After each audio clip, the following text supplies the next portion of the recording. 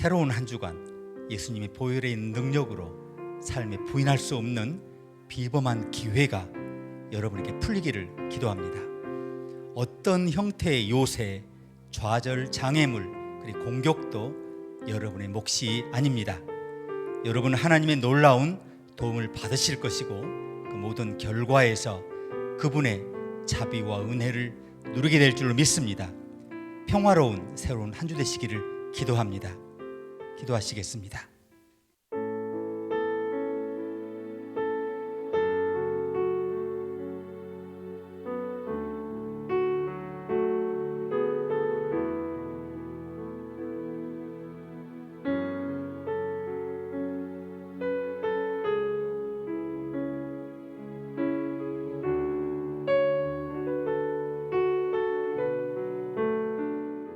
주님, 이번 주 초에 우리는 주님이 하나님이심을 인정합니다. 주님은 강력하고 선하시며 은혜로우십니다. 우리는 주님의 힘을 의지하며 주님을 기다리는 동안 우리의 힘이 새롭게 될 것을 선언합니다. 우리가 독수리처럼 날개를 치며 씻었을 것이고 다른 박질하여도 곤비하지 아니하고 걸어가도 피곤치 않을 것을 믿습니다. 우리는 주님이 우리의 피난처시고 힘이시며 환난 중에 만날 큰 도움이심을 선포합니다. 우리는 예수님께서 십자가에 죽으심으로 우리 삶에 대한 죄와 사망과 질병의 저주의 권세를 깨뜨리셨음을 믿으며 그 희생에 감사합니다. 주님께서 우리에게 생명과 죽음, 축복과 저주 가운데 선택하라고 하심으로 이번 주 우리는 생명과 축복을 선택하겠습니다. 예수님의 이름으로 기도합니다. 아멘.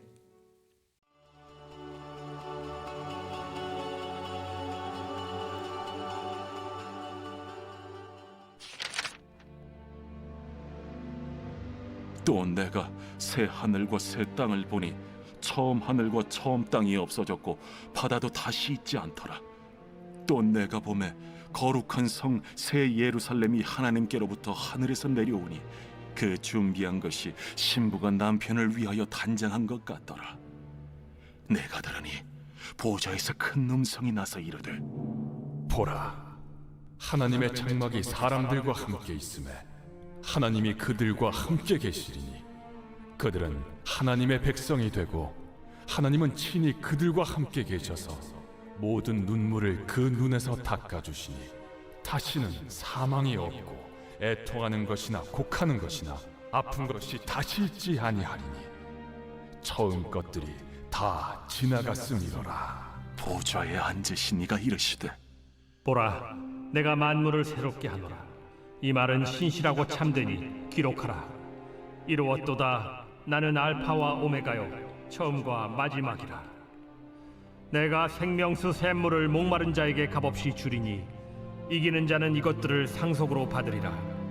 나는 그의 하나님이 되고 그는 내 아들이 되리라.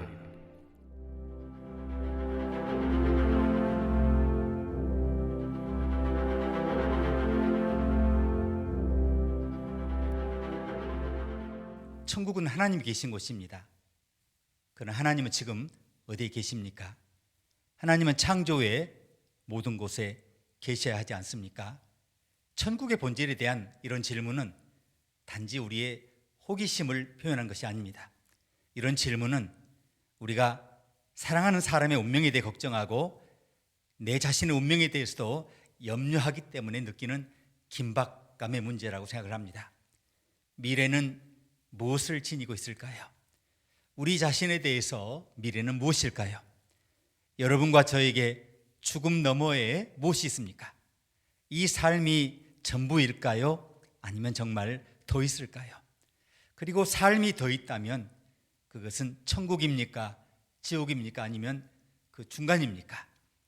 우리는 사도신경에서 예수님이 승천하셔서 아버지 우편에 앉으셨다고 고백합니다.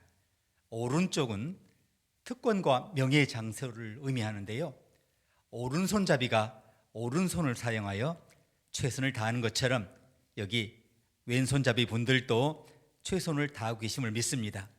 하나님도 마찬가지입니다. 하나님이 가장 잘 알려지기를 원하시는 일을 하실 때 그는 부활하시고 승천하셔서 하나님의 오른편에 계신 예수님을 통해 그 일을 하십니다. 예수님은 말하자면 하나님의 오른손이십니다. 그렇다면 천국은 어디에 있습니까?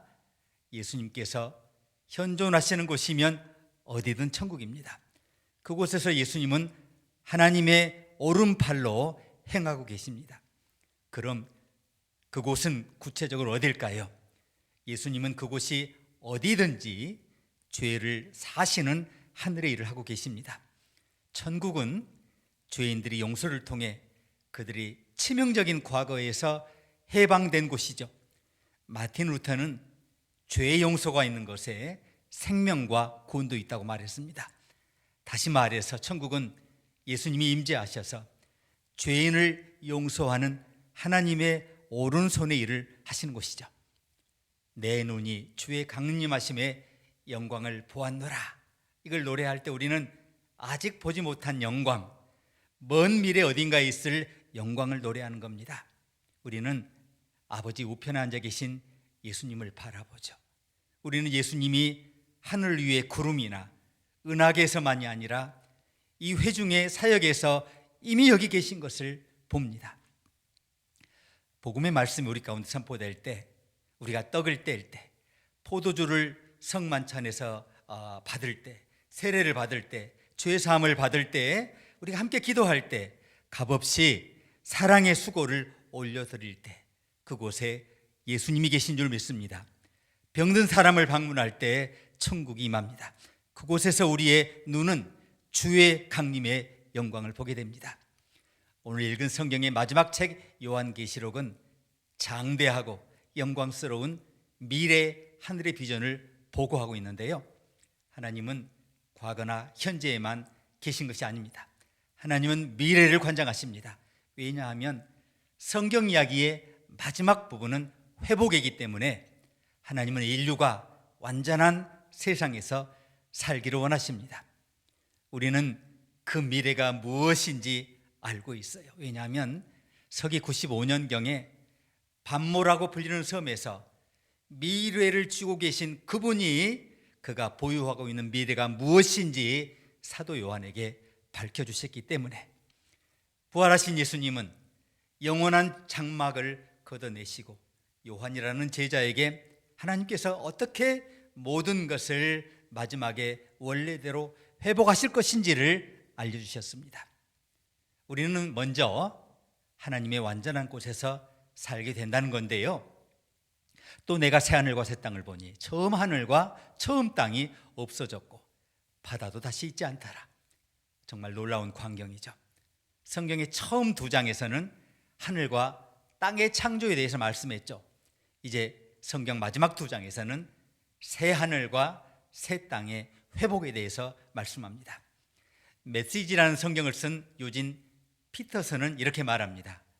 성경의 이야기는 아주 논리적으로 시작되었고 이제 시작과 함께 끝을 맺는다.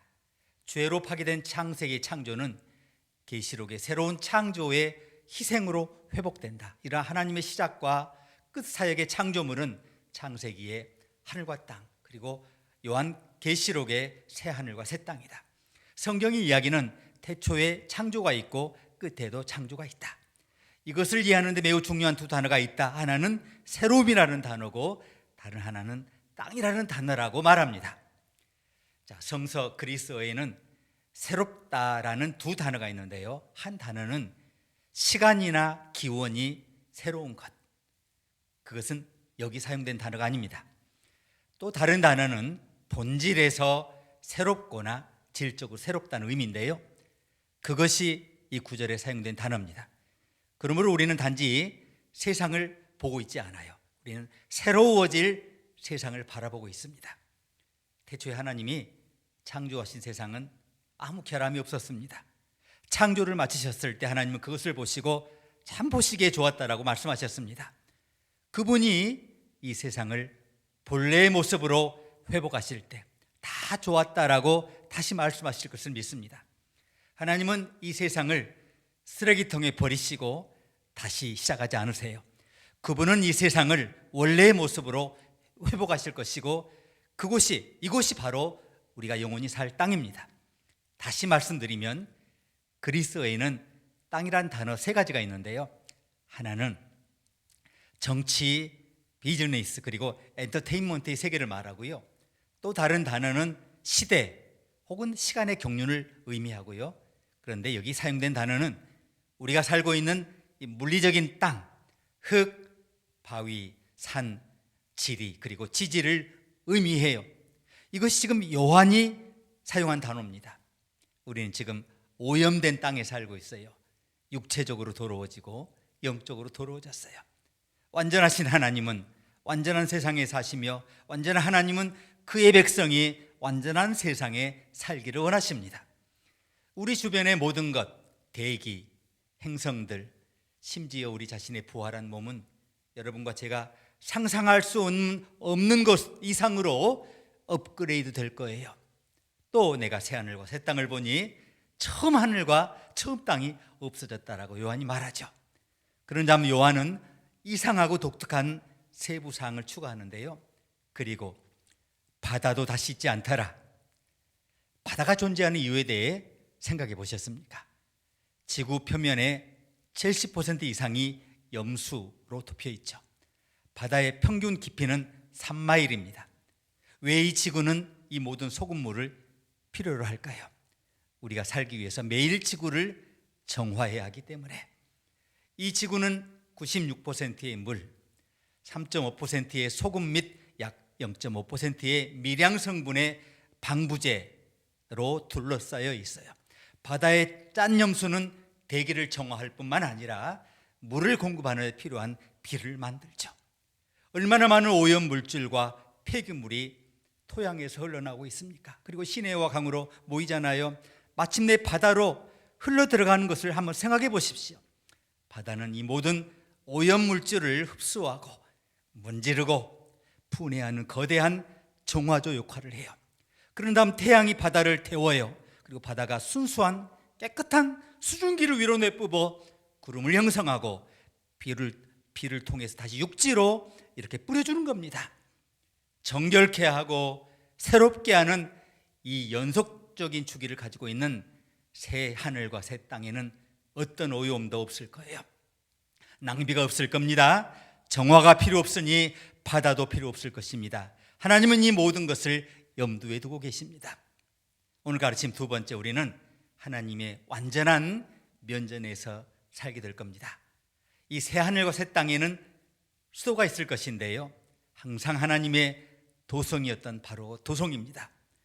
또 내가 봄에 거룩한 성 새 예루살렘이 하나님께로부터 하늘에서 내려오니 그 예배한 것이 신부가 남편을 위하여 단장한 것 같더라.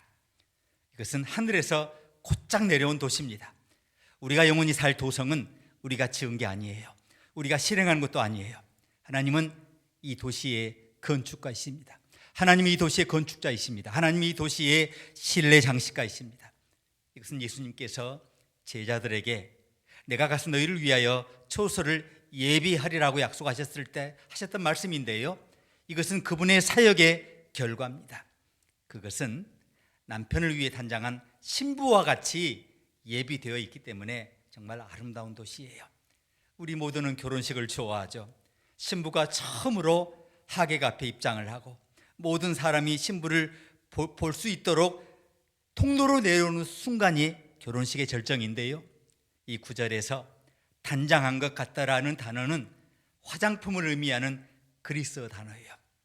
이 도시보다 더 아름다운 도시를 본 적이 없을 겁니다. 이 도성을 신부라고 하는 것 이유입니다.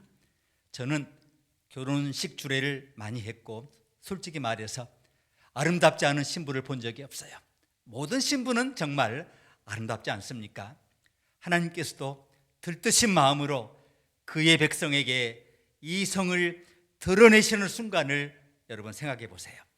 하나님도 그것을 기다리기가 정말 힘드실 것이라고 저는 믿습니다. 우리 모두가 거기에 들어갈 수 있을까 걱정하지 마십시오.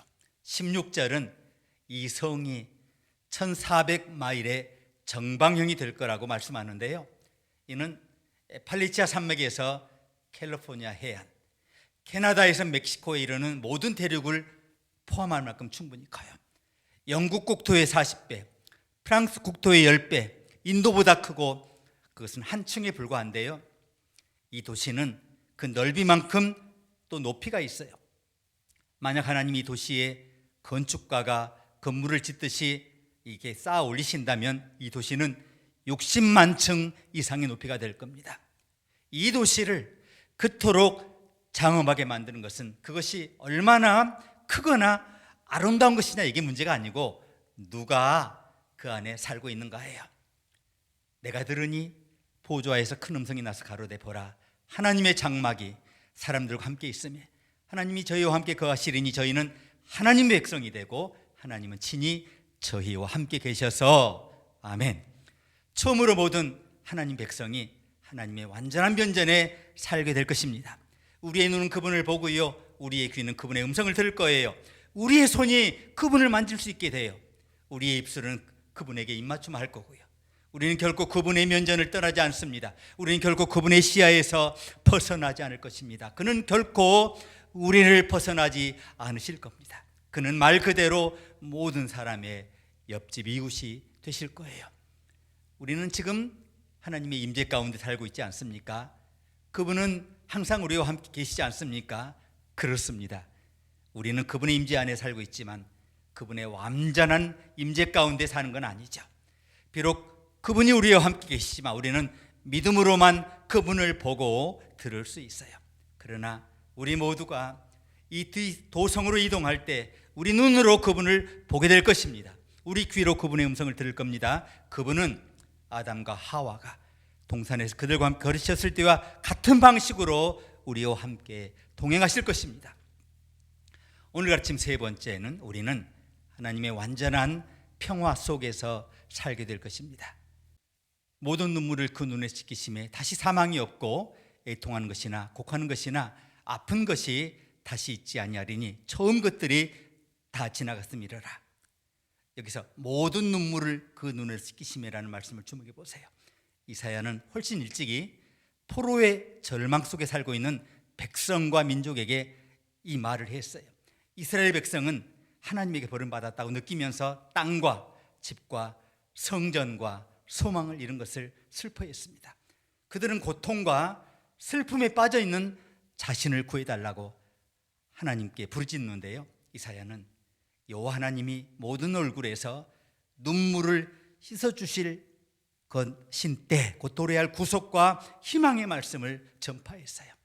오늘 사도 요한은 자신이 천하 제일이라고 주장할 뿐 아니라 신이라고 주장하는 아주 잔혹한 로마 황제로부터 핍박받는 백성들에게 이 같은 희망의 말씀을 또 한 번 전하고 있어요. 초대교회 시대 그리스도인들은 예수님이 주님이시다라고 또 한 번 외치게 돼요. 예수님이 주님이시라면 도미티아누스 황제는 주님이 아님으로 박해가 시작되었어요. 남자 여자 어린이 모두 체포됩니다. 고문과 공개 처형이 만연했어요. 하나님 백성들은 고통과 슬픔 가운데 다시 한번 하나님께 부르짖습니다. 환상에서 요한은 하나님이 친히 그들과 함께 계셔서 그들의 눈에서 모든 눈물을 닦아주실 것이라고 기록하라는 지시를 받아요. 이 세상은 우리에게 최악의 것을 쏟아붓고 있습니다. 우크라이나는 러시아를 상대로 전쟁 중이고 양측의 가족들은 사랑하는 사람들의 잃은 슬픔을 안고 있어요. 우리 학교에 무고한 아이들에게 죽음이 닥쳤을 때 무의미한 폭력이 나라를 덮고 있어요. 가정폭력을 동반한 빈곤이 우리 사회에 만연해요. 세계에서 매일 4만 명 이상의 어린이가 영양실조로 사망하고 있어요. 선량한 사람들이 방화범이 지른 불로 죽고 암은 우리가 알고 사랑하는 많은 사람들에게 큰 영향을 미치고 있어요. 로마 황제가 저지른 최악의 상황에도 불구하고 그들 사이에 만연한 고통에도 불구하고 그들을 둘러싸고 있는 짙은 슬픔에도 불구하고 그들을 집어삼키고 때로는 압도하기까지 하는 위협에도 불구하고 밤모섬의 요한은 이렇게 외칩니다. 하나님이 모든 눈물을 그 눈에서 씻기심에 하늘에는 근심이 없어요. 저는 아들이 자동차 사고로 사망했거나 아기가 유아용 침대에 사망했거나 친척이 자살했다는 말을 듣는 부모의 집을 방문한 적이 있어요. 삶이 파괴되고 마음이 산산이 부서진 사람들의 통곡과 울부짖음을 듣는 것보다 더 가슴 아픈 일은 없습니다. 하늘에서는 더 이상 눈물도 애통도 통곡도 고통도 영원히 없을 것입니다. 어떤 슬픔도 없을 것입니다. 단지 기쁨만 있을 것입니다. 할렐루야. 질병이나 고통이 없을 것이기 때문에 의사와 치과 의사는 실직하게 될 거예요. 병원이 필요하지 않으며 호스피스가 필요하지 않아요. 토마스 무어는 이렇게 말했습니다. 하늘이 고칠 수 없는 슬픔은 이 땅에 없다. 천국에는 죽음이 없을 겁니다. 저는 요한이 더 이상 죽음이 없을 것이라고 쓴 방식을 좋아해요. 병원도 호스피스도 묘지도 또 장례식도 없는 세상을 한번 상상해 보십시오. 보편적인 건강관리가 필요하지 않을 거예요. 암의 폐해로 몸이 쇠약해지는 사랑하는 사람의 머리말에 더 이상 앉아있을 필요가 없어요. 총격과 살인 혹은 테러 공격에 의한 그런 운전에 의해서 더 이상 걱정하실 필요가 없어요. 총기 규제가 필요하지 않을 거예요. 더 이상 죽음이 없을 겁니다. 더 이상 근심과 사망이 없는 것은 그곳에 더 이상 죄가 없기 때문입니다.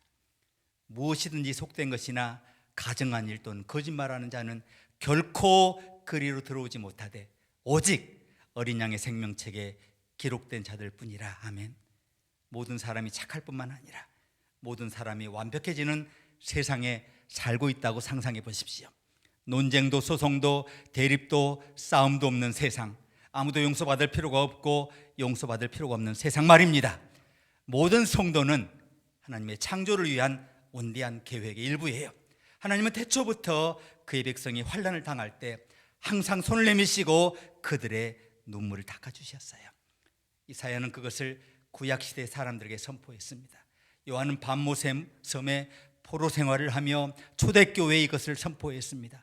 그리고 우리는 이 약속의 날에 그것을 땅끝까지 선포하기를 원합니다. 절망하지 마십시오. 슬퍼하지 마십시오. 희망을 잃지 마십시오. 하나님이 여러분과 함께 계셔서 여러분의 눈물을 닦아주실 것이기 때문입니다.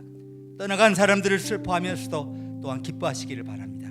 장차올 새 하늘과 새 땅을 소망하며 살아가십시오. 하나님의 약속은 이 세상에 어떤 진리를 초월해서 참되기 때문입니다. 모든 눈물을 그 눈에서 씻기심에 다시 사망이 없고 애통하는 것이나 곡하는 것이나 아픈 것이 다시 있지 아니하리니 처음 것들이 다 지나갔음이라라. 아멘. 하나님 아버지, 구원의 계획과 주 예수님을 우리의 구속주로 보내주셔서 감사합니다. 우리를 위해 계획하시고 의도하신 모든 것에 감사합니다. 죄와 사망이 없고 주님이 우리 눈에서 모든 눈물을 씻어주실 새 하늘과 새 땅의 도래를 바라보게 하시니 감사합니다. 우리의 영원한 미래가 그리스도 안에서 안전함을 감사합니다. 주님만이 모든 찬양과 영광을 세세토록 받기에 합당하심을 고백하오며 예수님의 이름으로 기도합니다. 아멘.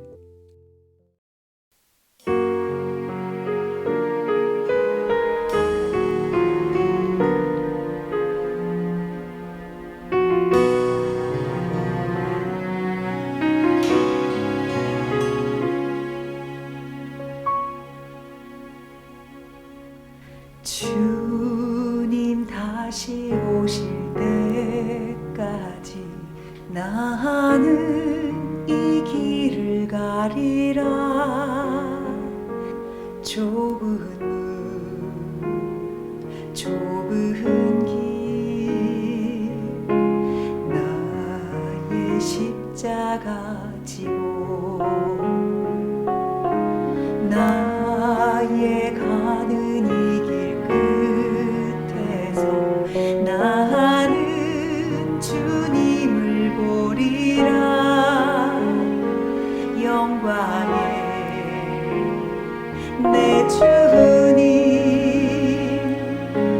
나를 맞아주시리. 주님 다시 오실 때까지 나는 일어나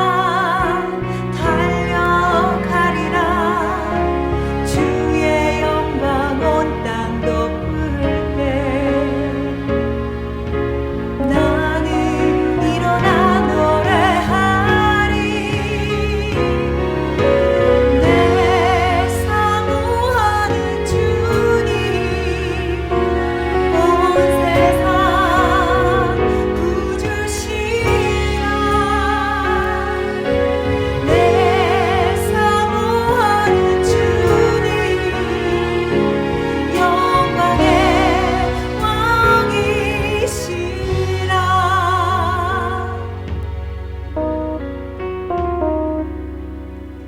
주님 다시 오실 때까지 나는 이 길을 가리라.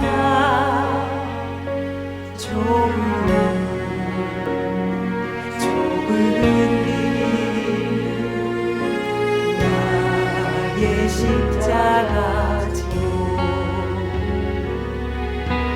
나의 가는 이 길에서 나는 주님을 보리라.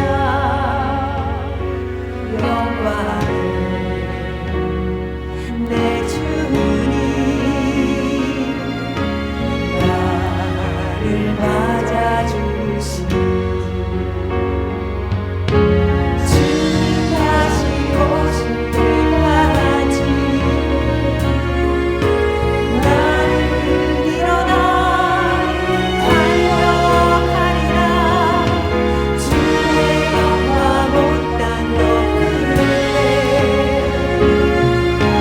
나는 일어나 노래하리. 내 사모하는 주님